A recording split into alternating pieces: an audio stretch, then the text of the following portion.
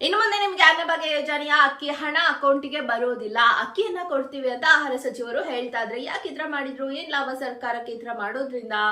So ಅವ್ರೇನ್ ನಮಗೆ 1 kgಗೆ 34 ರೂಪಾಯಿ ಕೊಡ್ತಿದ್ರಲ್ವಾ, 34 ರೂಪಾಯಿ 5 kgಗೆ 170 ರೂಪಾಯಿ, ಮಲ್ಟಿಪಲ್ ಎಷ್ಟು ಜನ ಇರ್ತೀರೋ ಅಷ್ಟು ಜನಕ್ಕೆ ಅಕೌಂಟಿಗೆ ಹಣ ಹಾಕ್ತಿದ್ರು. ಅದು ಕೂಡ ಎಲ್ಲಿ ಸರಿಯಾಗಿ ಬಂದೇ ಇಲ್ಲ 3-4 ತಿಂಗಳಿಂದ.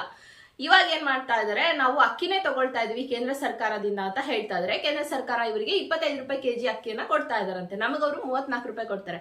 ಸೊ ಅಲ್ಲಿ ಅವರಿಗೆ ಹಣ ಉಳಿತಾಯ ಆಗುತ್ತೆ. ಎಷ್ಟು ಗೊತ್ತಾ, ತಿಂಗಳಿಗೆ 200 ಕೋಟಿ ರೂಪಾಯಿ ಉಳಿತಾಯ ಆಗುತ್ತಂತೆ. ಅದೇ ಅವ್ರು ಏನಾದ್ರು ಹಣ ಕೊಡ್ತಾರೆ ಅಂತಂದ್ರೆ ತಿಂಗಳಿಗೆ 650 ರಿಂದ 700 ಕೋಟಿ ರೂಪಾಯಿ ಬೇಕಾಗುತ್ತಂತೆ. ಅಕ್ಕಿ ಕೊಡ್ತಾರೆ ಕೊಂಡ್ಕೊಂಡು ಅಂದ್ರೆ 536 ಕೋಟಿ ರೂಪಾಯಿ ಬೇಕಾಗುತ್ತಂತೆ. ಸೊ ಹಾಗಾಗಿ ನಮ್ಗೆ ಅಕ್ಕಿ ಕೊಡೋದ್ರಿಂದ ನಾವು ಹೇಳ್ದಂಗೆ ನಡ್ಕೊಂಡಂಗೂ ಆಗುತ್ತೆ ಅಂಡ್ ಹಣ ಕೂಡ ಉಳಿತಾಯ ಆಗುತ್ತೆ.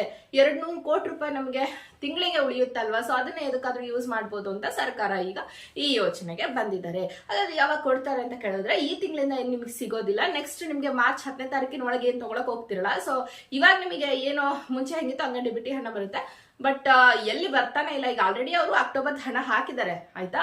ಸೊ ಅವ್ರಿಗೆ ನಮಗೆ ನವೆಂಬರ್, ಡಿಸೆಂಬರ್, ಜನವರಿ ಹಣ ಕೊಡ್ತಾರೆ. ಫೆಬ್ರವರಿ ನೀವು ಮಾರ್ಚ್ ತಗೊಳಕ್ ಹೋಗ್ತಿರಲ್ಲ, ಅವಾಗ ಬಂದ್ಬಿಟ್ಟು 10 kg ಅಕ್ಕಿ ಸಿಗುತ್ತೆ.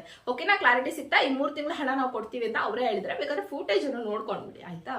ನವೆಂಬರ್, ಡಿಸೆಂಬರ್, ಜನವರಿದು ಹಣ ಮಂಜೂರಾಗಿದೆ, ಪೈಪ್ ಲೈನ್ ಅಲ್ಲಿ ಇದೆ. ಶೀಘ್ರದಲ್ಲಿ ಅವರಿಗೆಲ್ಲ